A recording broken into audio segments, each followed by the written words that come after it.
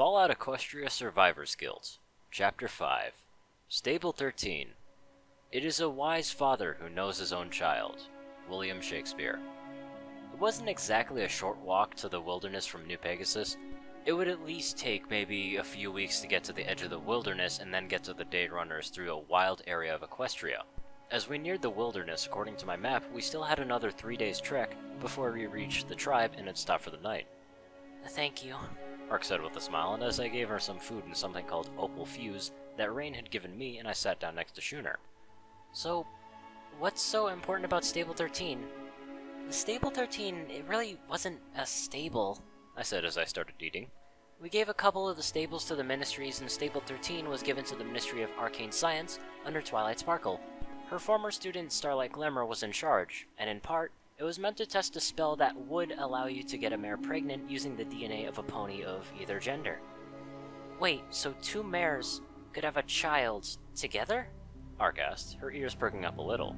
That's actually not a bad idea. I guess it worked if there was inhabitants who survived. Yeah, it and Stable 27 were the ones that worked on it, I said as I scratched behind Schooner's ears.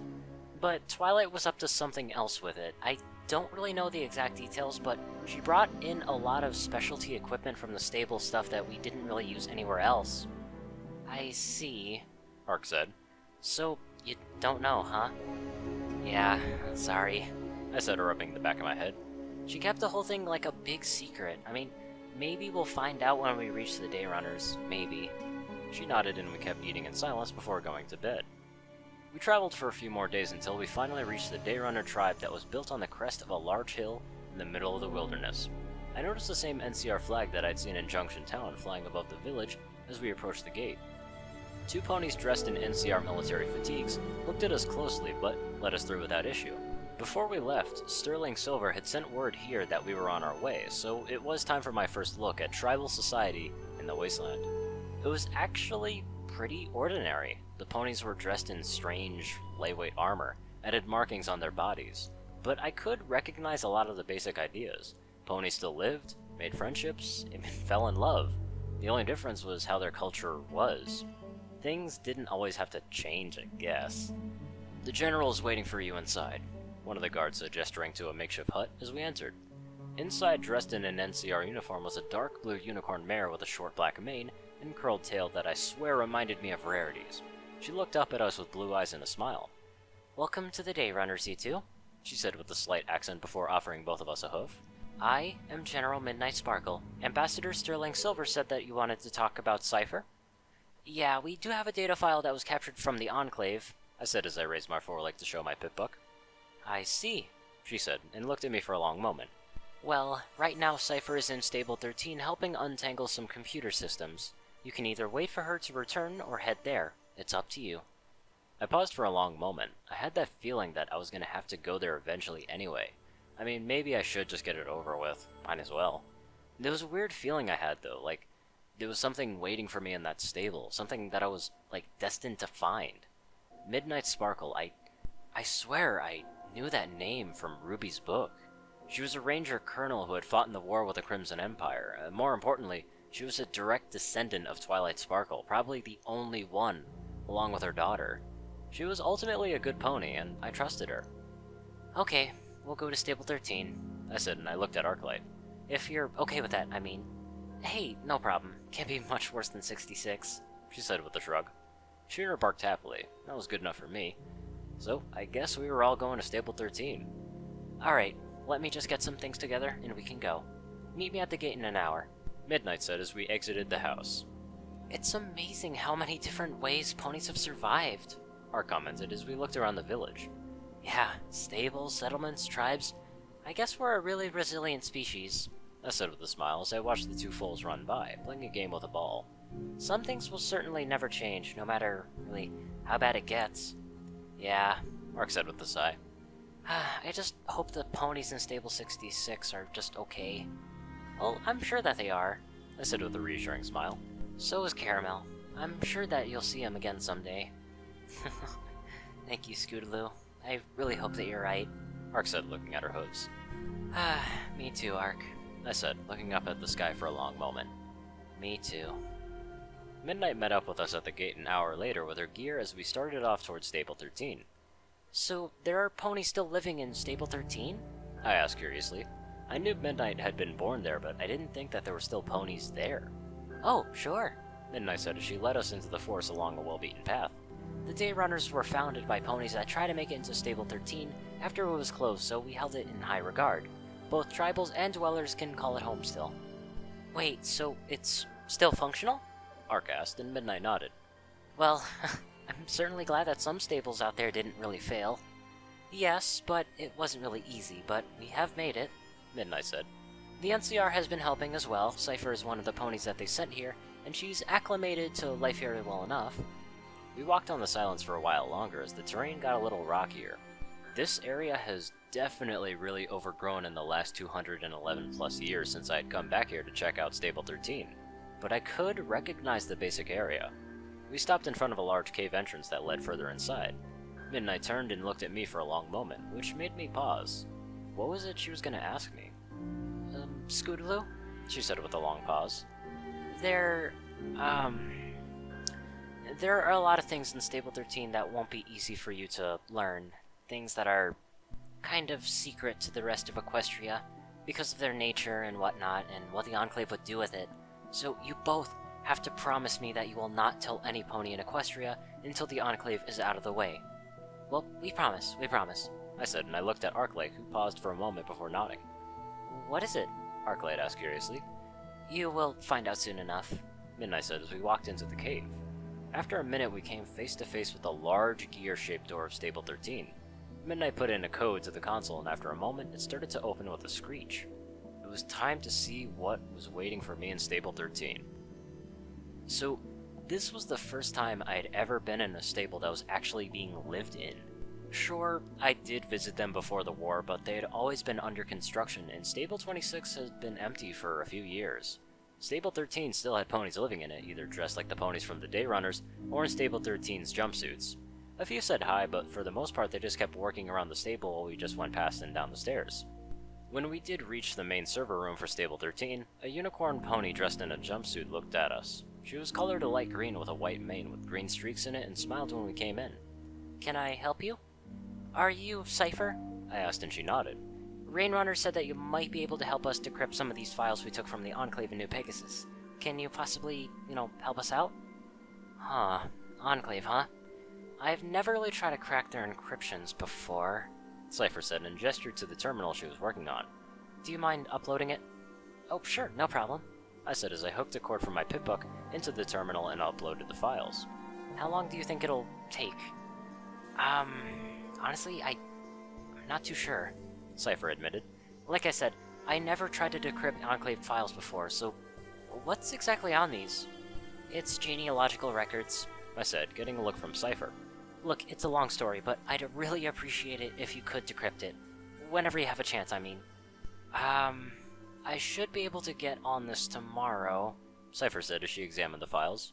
So, what do you want this for, anyway? They might give me answers on any family I have out here, I said, adjusting my hat a little and looking down.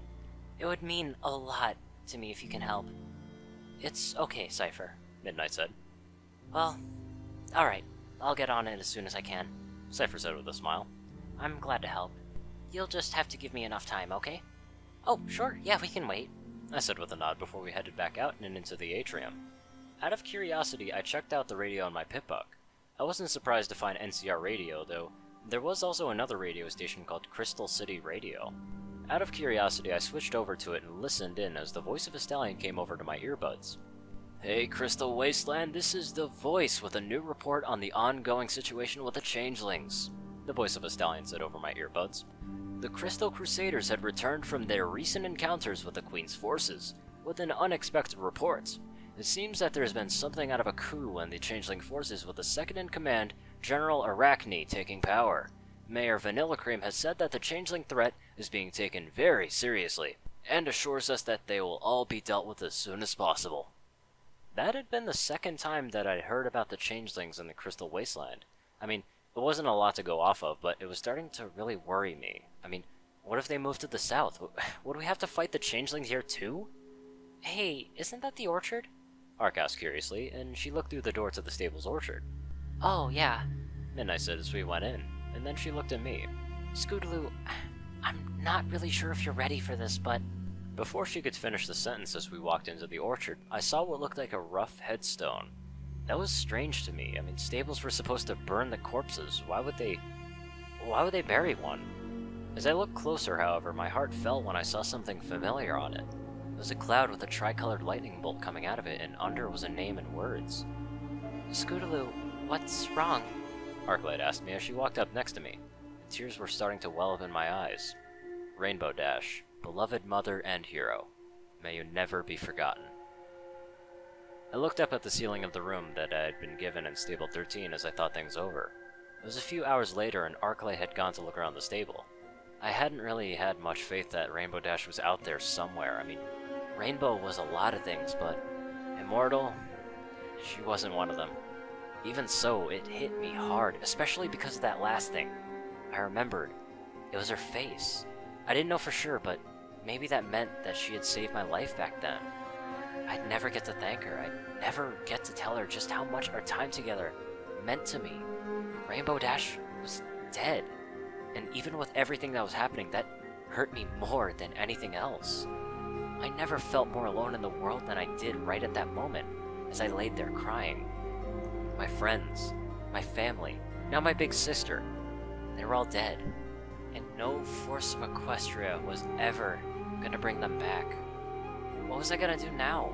Was there even any point to living? Equestria would probably be better off without a pony like me. I don't know how many lives have been lost in my desire to save lives, and I wasn't even sure if it was worth it anymore. The door to the room opened, and I looked up to see Arclight looking at me worriedly. Hey, Scootaloo, are you okay? Honestly, I really don't know, I admitted, as I sat up as Schooner jumped onto the bed next to me and I petted him gently. I'm sorry, it just really hit me that I'll never get to see Rainbow Dash again. She was always there when I needed her most growing up, and I just feel alone all of a sudden. I understand, Scootaloo, Ark said with an understanding smile. You and I, we're not really all that different. We both lost ponies that we care about. I'm sorry about Rainbow. I'll promise that I'll do everything that I can to help you get through this. Thank you, Ark, I said, and I hugged her gently. Honestly, I really don't know what I'd do without a friend like you. Maybe go crazy? Ark suggested with a grin. I smiled a little at that. Ark, she was a good pony deep down, and that was really clear to me. I still had ponies that cared about me. Arclight and I had already become friends despite everything that has happened. It really meant a lot to me that she cared enough about me to comfort me, even after what happened to her home. I just really hoped that would never change. Come on, I've got a surprise for you. Something that might help you feel a lot better, Ark said, which surprised me. Wait, so what is it? I asked. Trust me, you'll see soon enough, she said with a smile and took my hoof, pulling me out of the room. As we walked through the stable, I got a few new looks from the inhabitants as I followed Arclight. Based on some of the signs, I suspected that we were heading for the infirmary. We reached the infirmary and opened the door. I looked around inside, and the only pony was a white unicorn pony with a mane with shades of blue, pink, and yellow, dressed in a Stable 13 jumpsuit with a lab coat over it. Hey, Doc, here's the pony I told you about, Ark said. Yeah, I'm Scootaloo, I said, offering a hoof to the doctor, whose eyes lit up and she smiled. Spectrum Flash, she said with a smile and shook my hoof. And I am happy to finally get to meet you, Scootaloo. My family's been waiting for you for a very long time. Wait, your family? I asked. Yeah, that's why I was coming to find you in the first place, Scootaloo, Ark said. Spectrum is Rainbow Dash's last living descendant. Yeah, Rainbow Dash never gave up on you, Scootaloo, Spectrum said. She knew that the pod would open up someday and hoped that you would make it to Stable 13, so she passed down things to give you when you arrived. I'm really sorry that Rainbow herself couldn't be here to see you, but just know that she loved you very, very much. So she did save me, after all, I said sadly. I owe her my life. I just wish there was some way I could see her one last time. There are a few things she left behind for you, Spectrum said. Look, I know it's not the same thing as seeing her, but she thought that they would at least help you. So when you're ready, I'll let you see them. Oh, thank you, Spectrum, I said with a small smile. This means more to me than you ever will know. Oh, well, you're welcome, Spectrum said. Just let me know when you're ready and I'll give you access to them, okay? Alright, sounds good, I said with a smile as we headed out of the infirmary.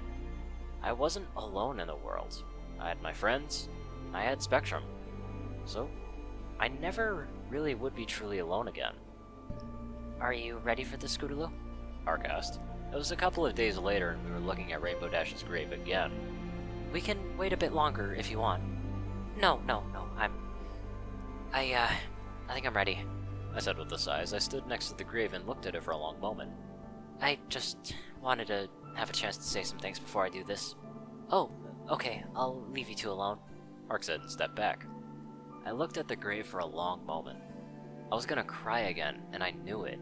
But I had to say something. Even if it was only to Rainbow Dash's grave, these were things that I felt like I should say to her. I just wished that I could tell it to her in person. Hey, Rainbow. Yeah, I've finally made it here after 211 years. There's so much I wish I could tell you. Before we met, I had a husband and a daughter, but I left them behind when I was exiled by the Enclave, sadly, and I don't even know what happened to them. I've been trying to find any surviving family I might have in Equestria, but I really haven't had much luck yet. I paused for a moment and looked behind me, back at Arclight. So, I made a new friend. Her name is Arclight, and she's from Stable 66. She actually punched me when we first met. Kind of a strange way to meet, but we got really close, and I've been trying to help her find a friend that was kidnapped by the Enclave, but that we also haven't really had much luck yet, but we're still gonna try. I sighed and looked up at the ceiling for a long moment, as I thought about what I had to say next. So, you saved my life, Rainbow.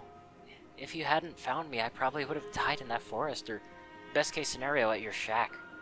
I wish I could see you one last time. Your family seems nice. Spectrum is a good pony, and you would be proud of her. She actually reminds me a lot about you. She's loyal, brave, smart, and she wants to help ponies. I took one final look at the gravestone and smiled. I really hope that I made you proud, Rainbow. You're the best big sister I could have ever asked for. I hope wherever you are, you're smiling down at me. Maybe someday we'll see each other again, but until then, I'll do everything that I can to stay awesome and be the best pony I can be. Just like you taught me. I placed a flower that I had forgotten from the forest outside and set it on the ground and went to meet with Ark. It was finally time to see what Rainbow Dash had left behind for me.